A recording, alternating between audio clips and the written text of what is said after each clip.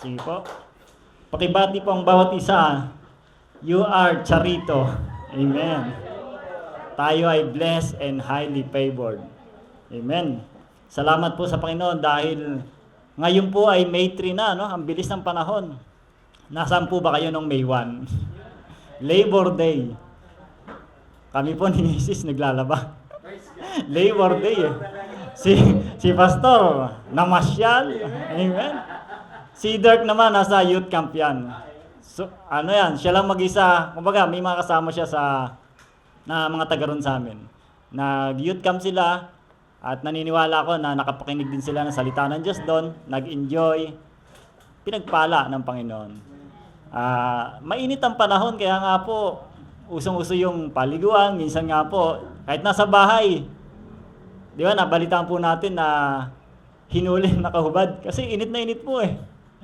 Matindi po doon sa lugar na yun. Kumbaga, kahit nakahubad ka na sa paligid ng bahay mo, nadaanan ka ng mga otoridad, huli ka.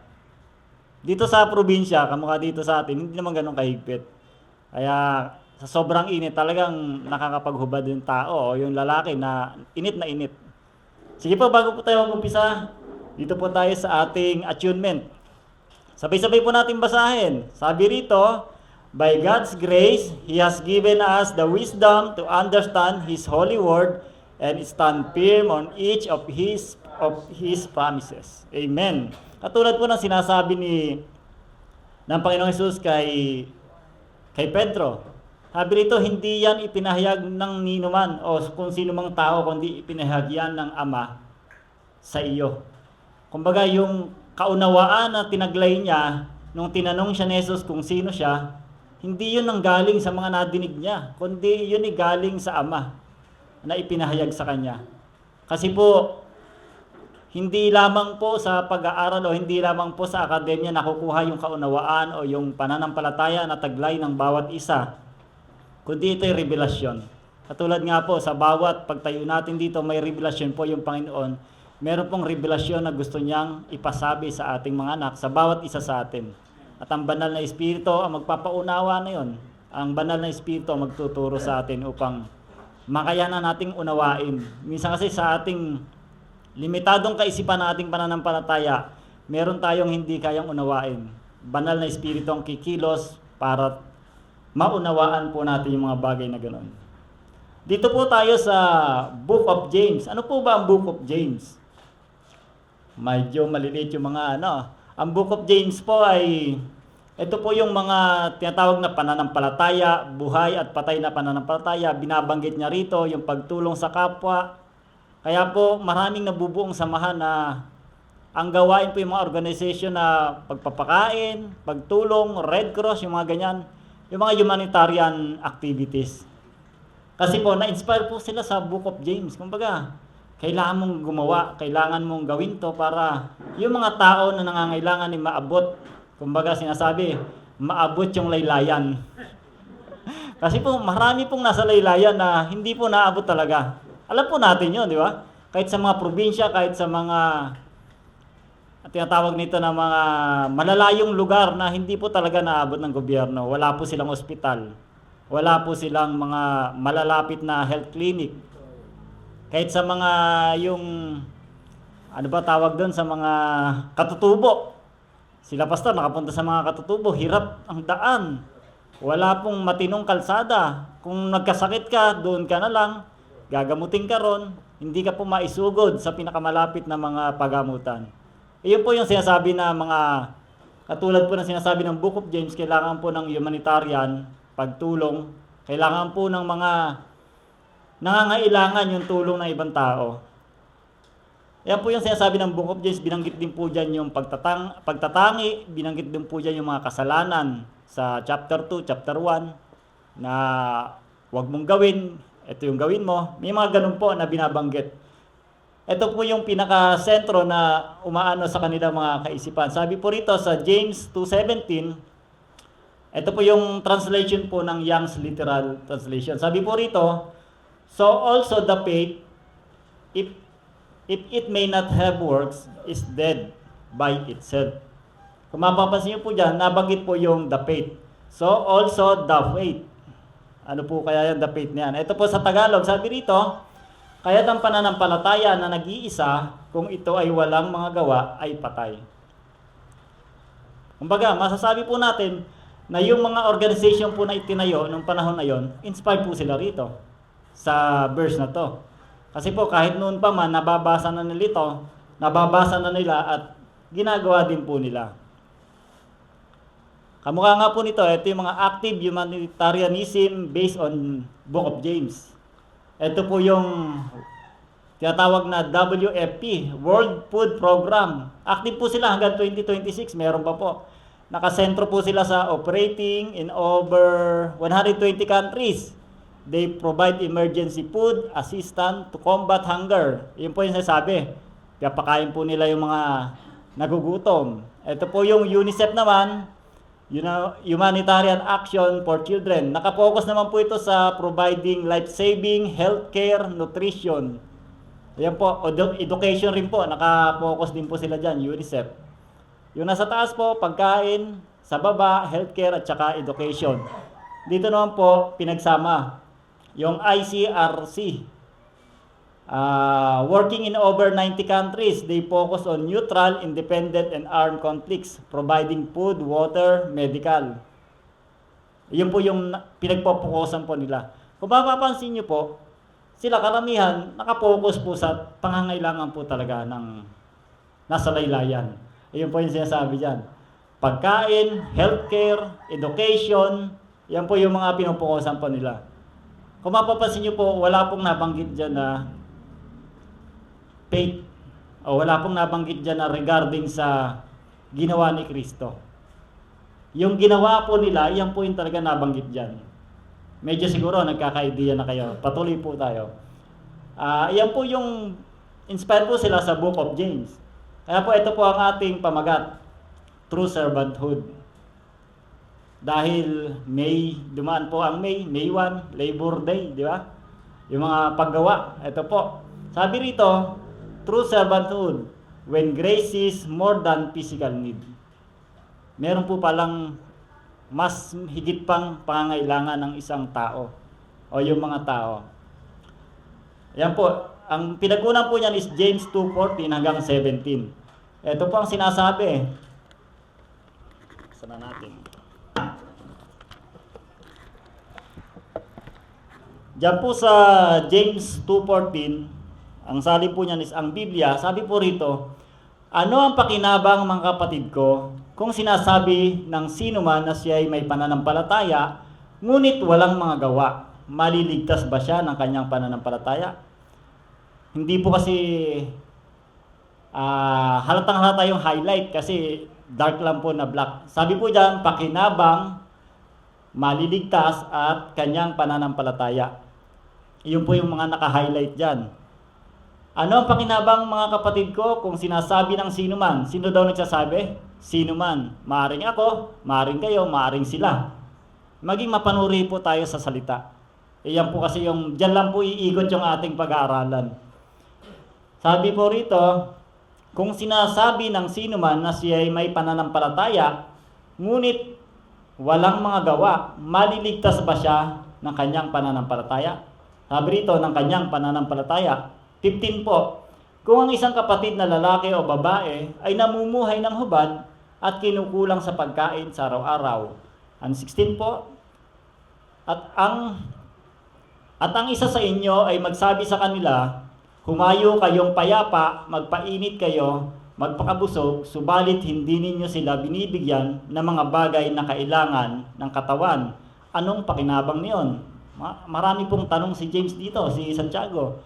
Ang last verse po, kaya't ang pananampalataya na nag-iisa, kung ito ay walang mga gawa, ay patay. Maging mapanuri po tayo sa mga word na ating pong nabasa. Sabi rito, namumuhay ng hubad. Sa 60 naman, sinabi nung isa sa kanila, humayo kayong payapa. Tapos ano yung pakinabang nun? Sa 70 naman, kaya't ang pananampalataya na nag-iisa, kung ito ay walang mga gawa, ay patay. Meron pong binabanggit doon na nag-iisa. Maring ito ba yung sa inyo? Ito'y sa akin, sa kanila.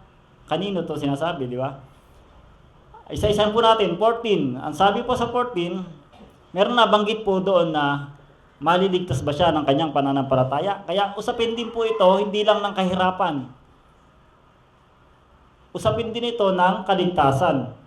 Kumbaga sinasabi ng karamihan, kaya yung ginagawang pagtulong is puro pakain, healthcare, education, hindi po nila nakikita yung salvation na kailangan din po ng tao. Sabi sa 14, ito, ano ang pakinabang ng kapatid, mga kapatid ko, kung sinasabi ng sino man siya'y may pananampalataya, ngunit walang mga gawa, maliligtas ba siya ng kanyang pananampalataya? Maliligtas. Hindi po dapat tayo magpaisi-isi lang pag meron tayong nadidinig na maliligtas ba siya ng kanyang pananampalataya. Hindi lang po usapin ng kahirapan. Sabi rito, ayan, sabi po sa English, is that faith able to save him? Nakalagay po ron, sa Greek word po nung save is sotso. Maliligtas ba siya ng kanyang pananampalataya? Sabi kasi ng iba, pananampalataya ko to. Ang alam po talaga ng iba is, ang pananampalataya ay pinuproduce ng isang tao. Yun po yung sinasabi doon. Yun po yung soteriology. Ang soteriology po is, soteria and logia. Kumbaga, kinumbine po siya ng salita. Ang sabi rito, study of salvation.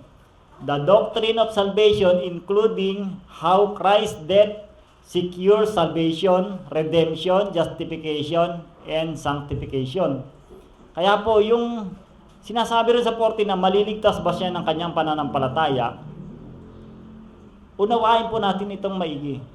Pag may usapin na kaligtasan, hindi po tayo basta-basta lang na babasahin lang yan ng, ay sinasabi rito, ito yan, ganito yan. Kumbaga, suriin po natin. Then meron po bang kailangan iligtas? Meron po. Kasi nagtanong po si James maliligtas ba siya ng kanyang pananampalataya? Meron din po bang tagapagligtas? Ang sabi po dyan, ano ang tanong ni Santiago sa 2:14? Sabi po dyan, maliligtas ba siya ng kanyang pananampalataya? Diniin po dyan yung kanyang pananampalataya. Tapos sinabi rin po, yun, may nangangailangan ng kaligtasan yung sangkatauhan. Maari din po ba yung mga tinutulungan ng mga organization na yun is nangangailangan ng pananampalataya? Maari po. Sa dami nilang pinakain, sa dami nilang pinag-aral, sa dami nilang natulungan, maari po, ang karamihan din po doon ay nangangailangan pa ng kaligtasan na maaring hindi po yun nila naibigay. Ang tanong po rito, sino ba ang nag-iisang tagapagligtas? Sa ating pong mga Kristiyano, sa ating pong mga mananampalataya na alam po natin kung sino lamang ang tagapagligtas. Sa 2:14 pa lang po ito ng Santiago. Busisiin lang po natin yung verse na yun. Kumbaga, sinabi, kailangan may tagapagligtas kasi merong kailangang iligtas. Sabi po ng Acts 13:23, sabi rito, from this man's descendants God, according to His promise, has raised up for Israel a Savior, Jesus Christ. Ano ba itong usapin na to? Ito yung si Pablo at saka nung nagsasalita na si Pablo doon sa may sinagoga. Sabi doon, nasa taas po kasi niyan 21. Ang sabi sa 21 ng 13:21, nang humingi sila ng hari, ibinigay sa kanila ng Diyos si Saul na anak ni Cis, isang lalaking mula sa lipi ni Benjamin. Naghari si Saul sa loob ng 40 taon. At nang siya ay alisin ng Diyos, si David naman ang pinili ng Diyos upang maghari sa kanila. Sinabi ng Diyos tungkol sa kanya, si David na anak ni Jesse ay isang lalaking aking kinalulugdan na handang sumunod sa lahat ng nais ko. Yun po yung 23, sabi ng 23, sa angkan ng lalaking ito, nagmula si Jesus, ang tagapagligtas na ipinangako ng Diyos sa Israel. Kaya po, ano ba yung sinasabi ni James dito? Yung sinasabi niya rito, kailangan ng tagapagligtas, kailangan si Jesus bilang kanilang tagapagligtas. Patuloy po tayo. Lilinaw din po yan bandang huli. Yun po, yung sinasabi ng sa Tagalog, sa angkan ng lalaking ito, nagmula si Jesus, ang tagapagligtas na pinangako ng Diyos sa Israel. Jesus is the only Savior. Pag may Savior, merong salvation. Yan po yung 14. Ito naman po yung sa 15 hanggang 16. Sabi rito, kung ang isang kapatid na lalaki o babae ay namumuhay ng hubad at kinukulang sa pagkain sa araw-araw, at ang isa sa inyo ay magsabi sa kanila, humayo kayong payapa, magpainit kayo at magpakabusog, subalit hindi ninyo sila binibigyan ng mga bagay na kailangan ng katawan, anong pakinabang niyon? Hindi naman po dito nabanggit yung faith, yung pananampalataya, hindi na po dito nabanggit. Kanina sa 14 nabanggit po, kanyang pananampalataya, dito naman po, hindi po nabanggit yung faith. Sabi rito, kung ang isang kapatid na lalaki o babae ay namumuhay ng hubad at kinukulang sa pagkain sa araw-araw, ito po ba'y usapin din po ng kahirapan? Mapapaisip po tayo, usapin din po ba ito ng kahirapan, ng kagutuman? Hindi naman po kasi lahat ng namumuhay ng hubad is naghihirap. Meron pong Bible verse na mayaman sila pero namumuhay sila ng hubad. Hindi nila nakita sa kanilang mga mata na sila yung mga hubad. Ito po yung sinasabi sa, ano ba talagang main issue dito na dapat tugunan? Sabi rito sa Revelation 3:17 sa Iglesia ng Laodicea, ito po yung sinasabi. Sinasabi mong ikaw ay mayaman, sagana sa lahat ng bagay, at wala nang kailangan pa. Mayaman po ba to? Sabi rito, ikaw ay mayaman, sagana sa lahat ng bagay, at wala nang kailangan pa. Grabe no, wala nang kailangan pa. Ngunit hindi mo nalalamang ikaw ay kawawa, kahabag-habag, dukha, bulag, at hubad. Iyon po, ito yung katunayan na hindi lahat ng namumuhay ng hubad is usapin ng kahirapan. Hindi po pag sinabi sa Bible na hubad is walang makain, walang matirahan, walang damit. Sa mga tribo po mayayaman pero nakahubad po sila. Meron po mga tribong ganon. Kumbaga hindi naman po sila hubad na hubad. Kumbaga hindi po katulad ng pananamit po natin. Yan po, katibayan po yan na may namumuhay ng hubad pero hindi po sila mahirap. Ito naman po, sinabi sa kanila na Jesus na sila ay hubad at kailangan bihisan ng puting damit upang matakpan ang kanilang kahiyan. Medyo may idea na po kayo pag sinabing, ano ba yung hubad? Sa Manila, pag nakita ka hubad, huli ka. May fine ka kagad. Ito po, ginamit po natin dito yung the law of first mention. Sa ginagamit din po kasi yan sa hermeneutics. The law of first mention. Kailan ba nabanggit yung salitang naked o yung salitang hubad? Siyempre, pag sinabing first mention, kadalasan sa Genesis po. Doon po tayo kukuha ng verse. Sabi rito, sa Genesis 2:25, sabi, kapwa hubad noon ang lalaki at babae, ngunit hindi sila nahiya. Bakit? Wala pang kasalanan.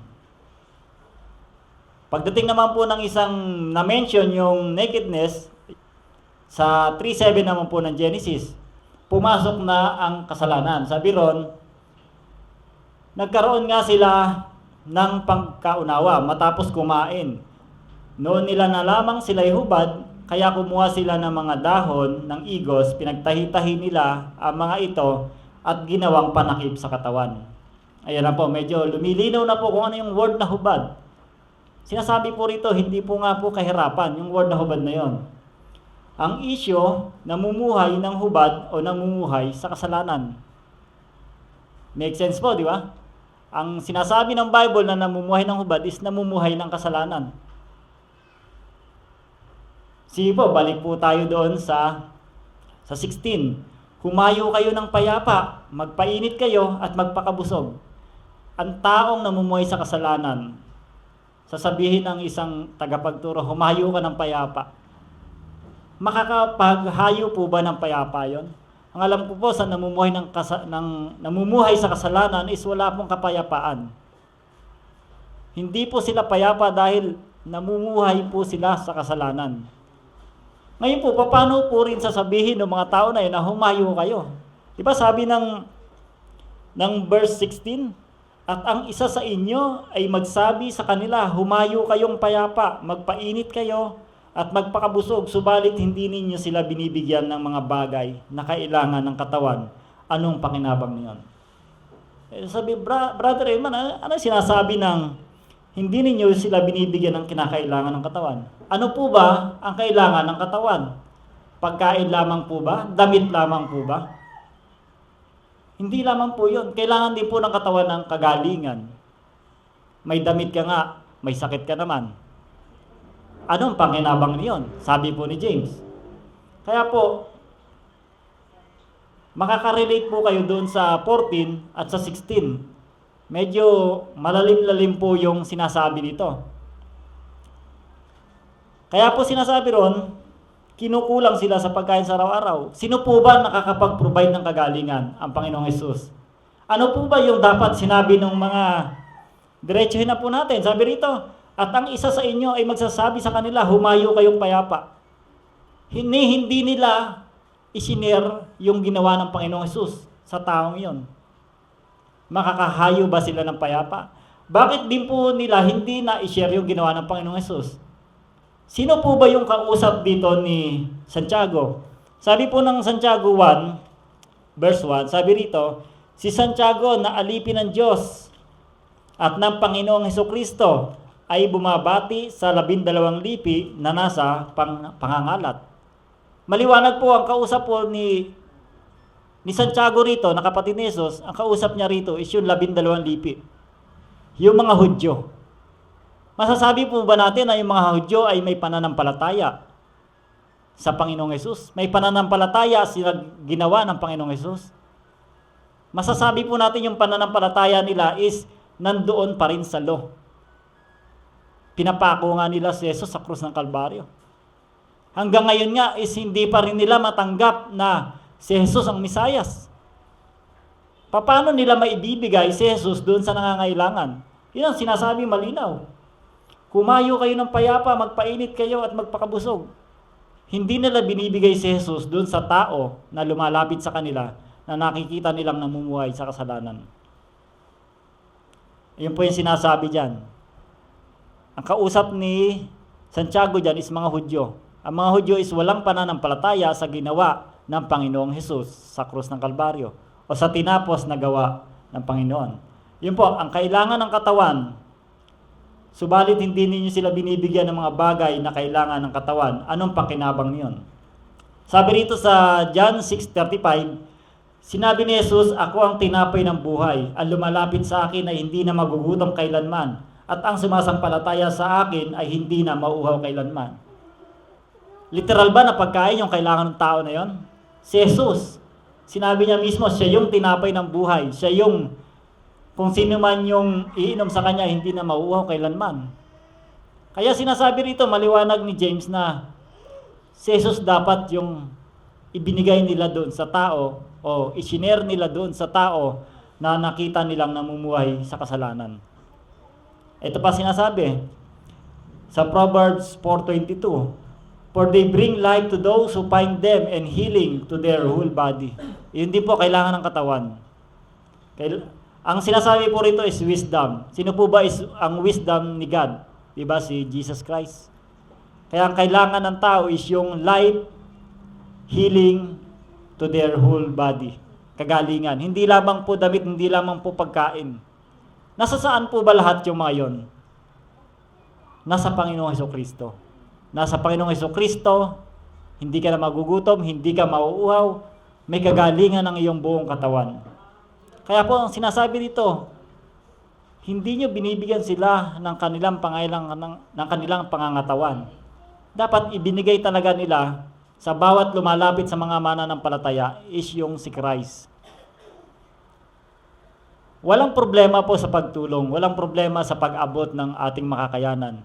Pero bawat pag-abot ng ating makakayanan, ibahagi po natin yung tinapos na gawa ni Kristo sa krus ng Kalbaryo. Iyon po yung kulang doon sa naunang feeding program. Yung tinatawag na, yung tatlo kaninang malalaking programa ng mga NGO na yon. Kulang po si Kristo doon. Patuloy po tayo.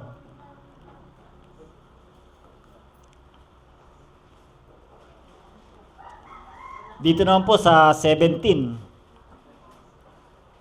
Sabi naman po ng 17, kaya't ang pananampalataya na nag-iisa, kung ito ay walang mga gawa, ay patay. Ayan na, Brother Iman, sinabi niya dyan. Kaya't ang pananampalataya na nag-iisa, kung ito ay walang mga gawa, ay patay. Ngayon, sino po ba tinutukoy rito na pananampalataya nag-iisa? Interesting, di ba? Kasi matagal na natin itong nababasa na sinasabi yan sa isang mananampalataya.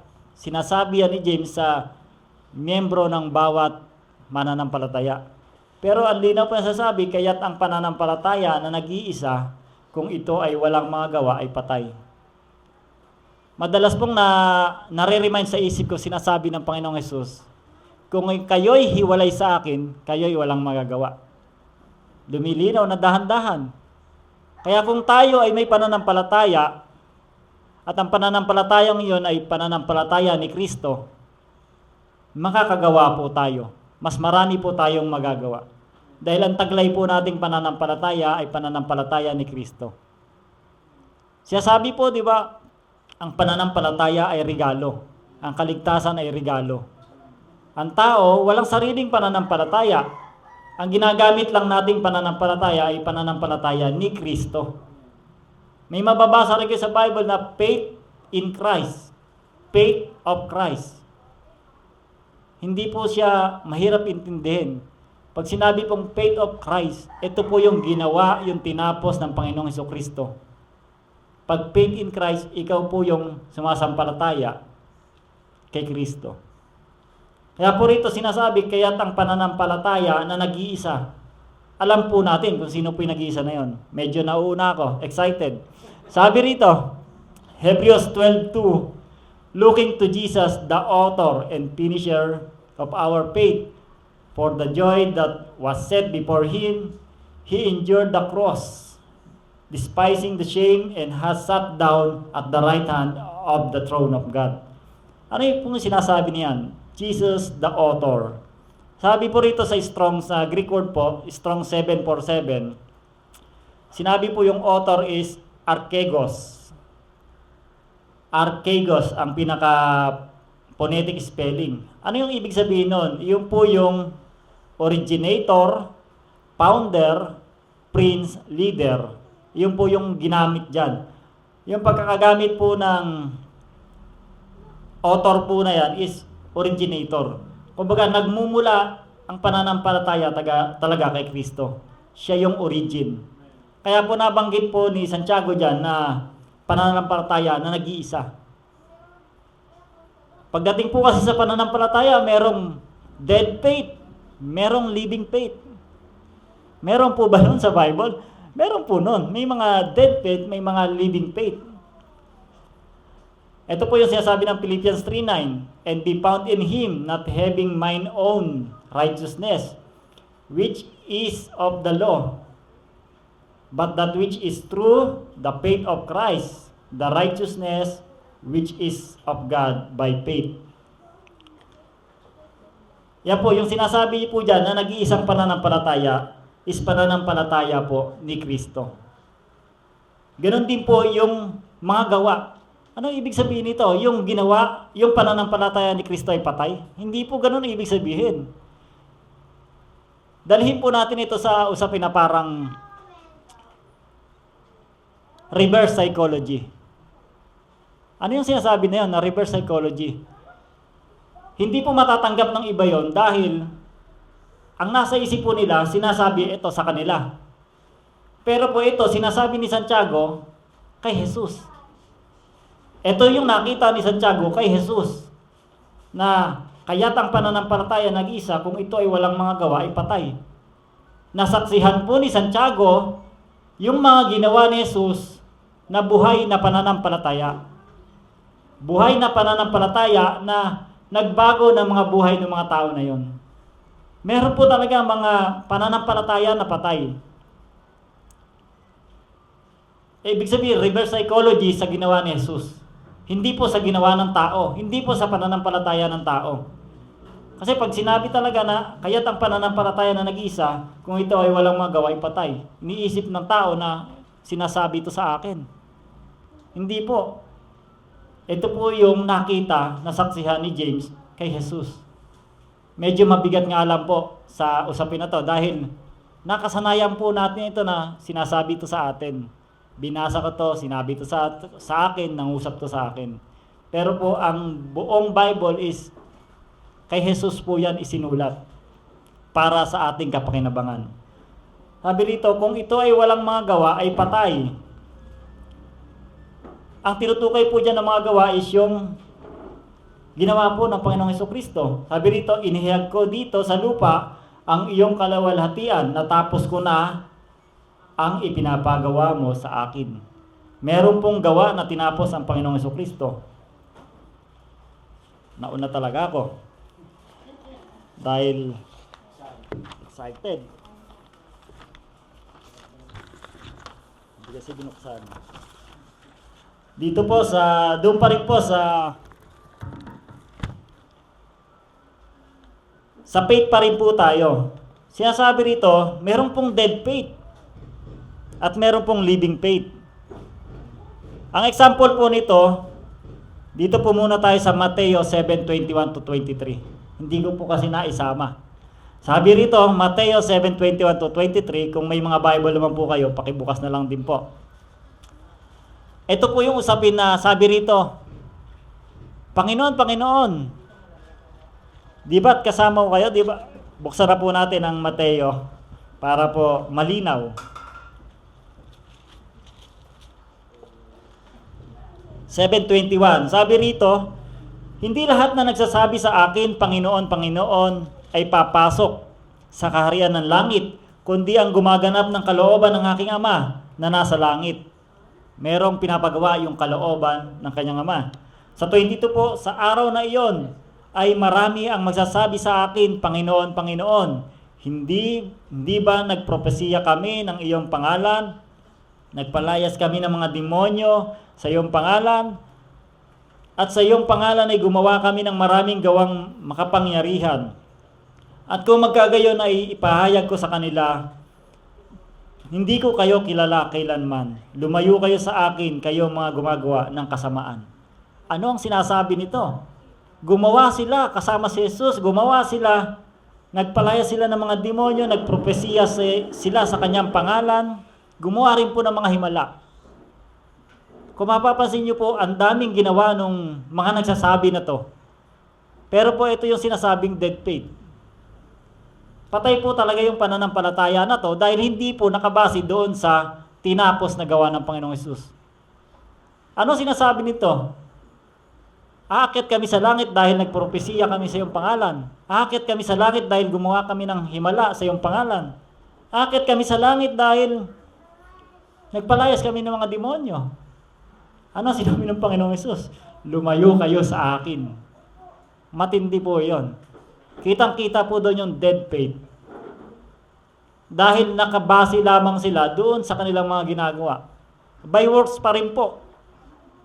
By works pa rin yung kanilang pinangahawakan. Meron pa rin pong isa. Dito po sa Marcos 5:6.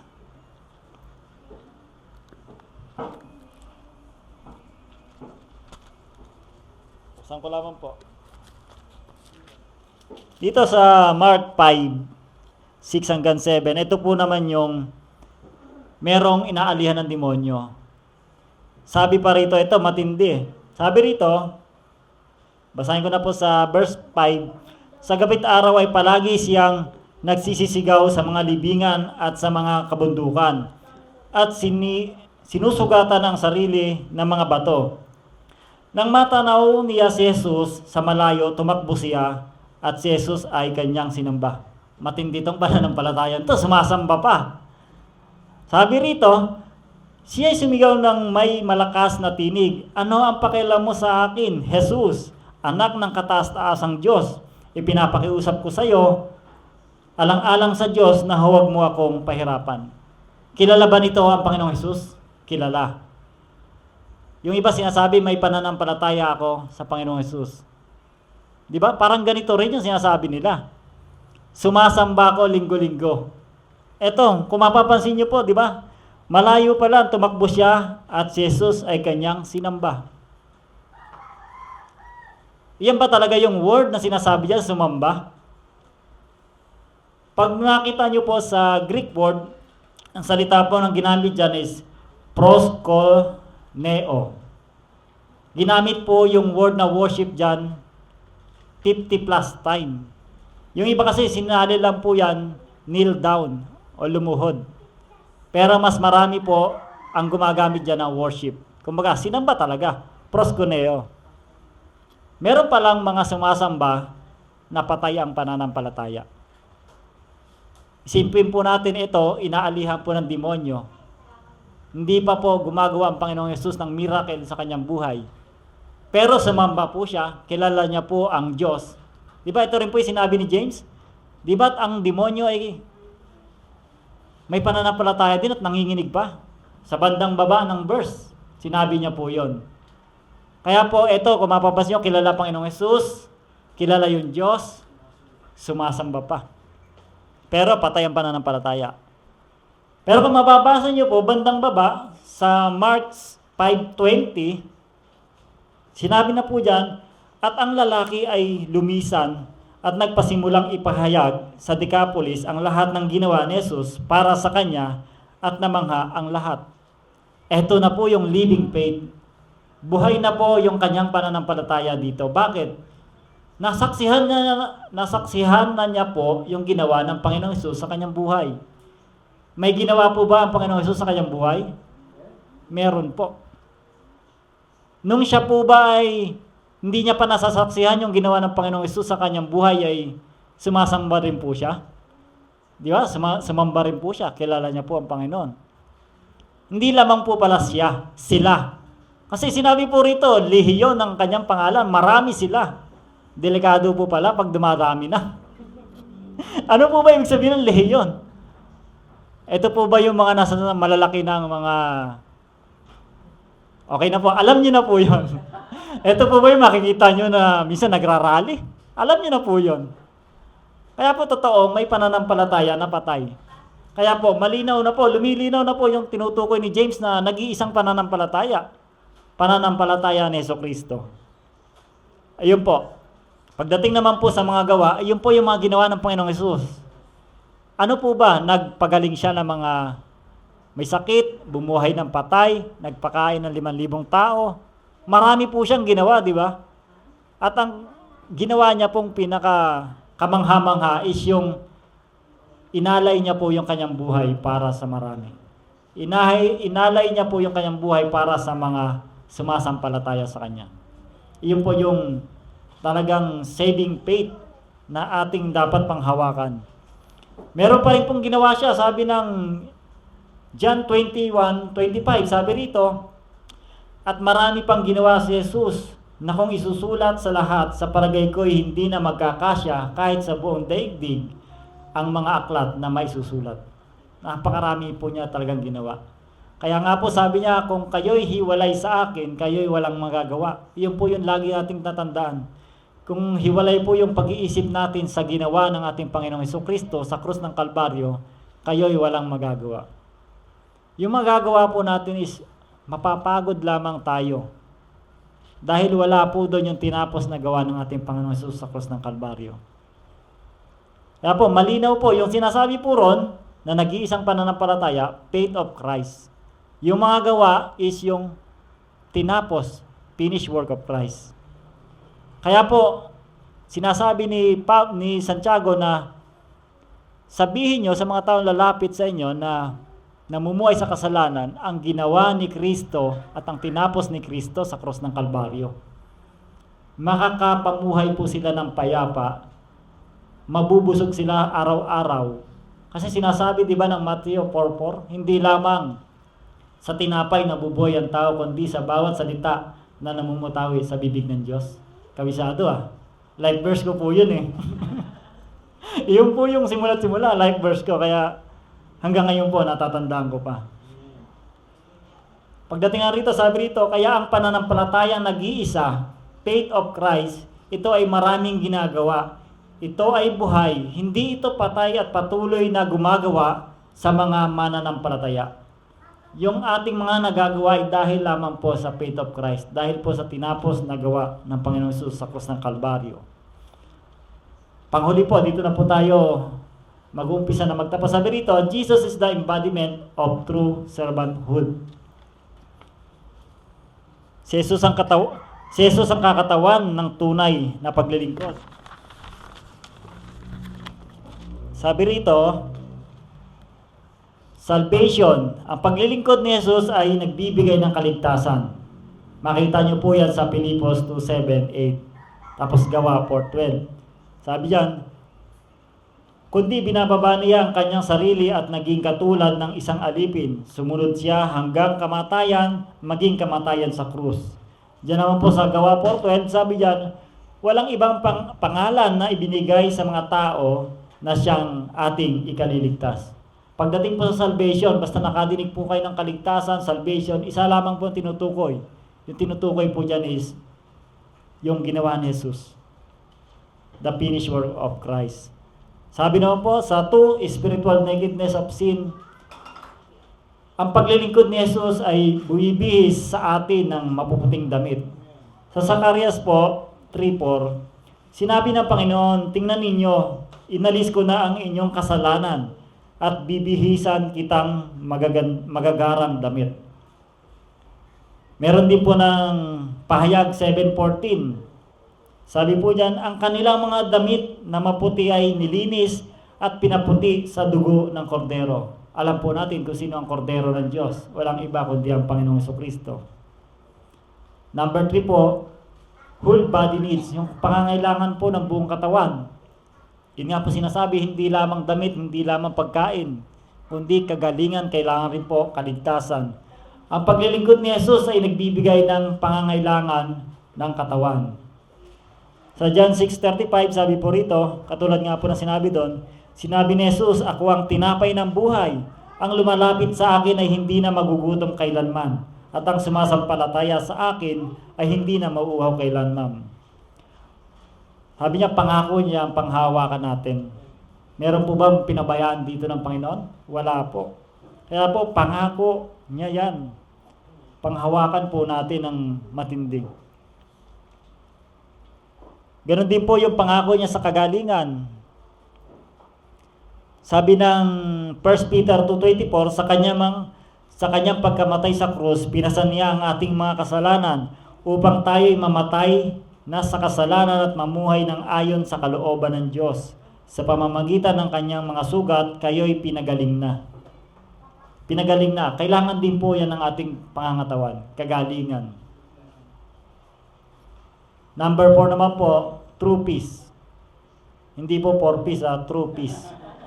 Yan po yung, ang paglilingkod ni Jesus ay nagbibigay ng tunay na kapayapaan. Kaya nga po, pag ang isang tao ay hindi niya nadinig ang tinapos na gawa ng ating Panginoong Hesus sa krus ng Kalbaryo, yung biyaya hindi niya nadinig, wala po siyang tunay na kapayapaan. Payapa po ang tao pag sigurado na ang kaligtasan. Payapa po yung tao pag alam niyang hindi siya pinababayaan ng Diyos. Payapa po yung tao pag alam niyang meron siyang kagalingan sa bawat karamdaman. Yan po yung mga sinasabi ng pangako ng Diyos. Ganon din po. Sabi rito, ang kapayapaan galing kay Jesus ay hindi katulad ng ibinibigay ng mundo. Kahit may mga problema at pagsubok, payapa ang ating puso dahil alam natin kasama natin siya at hawak niya ang ating buhay. Inalis niya ang ating mga takot at pangamba dahil sa kanyang ginawa para sa atin. Hawak niya ang ating buhay. Ganon din po sa 14 ng John 14:27, sabi rito, kapayapaan ang iniiwan ko sa inyo, ang aking kapayapaan ang ibinibigay ko sa inyo. Hindi gaya ng ibinibigay ng sanlibutan ang ibinibigay ko sa inyo. Huwag mangamba ang inyong puso ni matakot man. Ipinangako niya po yun, kapayapaan. Sa Isaiah 26:3, sabi rito, iyong iingatan sila sa ganap na kapayapaan na ang pag-iisip ay nananatili sa iyo sapagkat sila ay tumitiwala sa iyo. Kailangan nakapokus po tayo sa Panginoong Hesus. nagtitiwala rin tayo sa tinapos na gawa ng ating Panginoong Hesus. At ang ating encouraging message ay, sabi rito, for faith without work is dead, but faith that works through love, seeing both body and soul, is the true mark of a servant of grace. Sabi yun, sapagkat ang pananampalatayang walang mga gawa ay patay, ngunit ang pananampalataya na gumagawa sa pamamagitan ng pag-ibig, nakikita ang katawan at kaluluwa. Kasi yung iba nakikita lang yung pangangailangan ng katawan, pangangailangan lang ng pagkain. Ganon din dapat makita natin yung pangangailangan ng kaluluwa ng bawat isa. Iyon po yung tanda ng lingkod ng biyaya. Amen po. Kaya po, ang bawat isa ay manatili lamang sa Panginoong Hesus. Isa-isip lamang natin yung ginawa ng ating Panginoong Hesus sa atin. Hindi tayo pinagkulang, hindi tayo pinabayaan, pinagaling ang ating mga karamdaman, binigyan po tayo ng eternal life. Iyon po yung pinaka-importante doon. Focus lamang po tayo sa tinapos na gawa ng ating Panginoong Hesus sa krus ng Kalbaryo. Sige po, maraming salamat po sa Panginoon. Tayo po ay manalangin.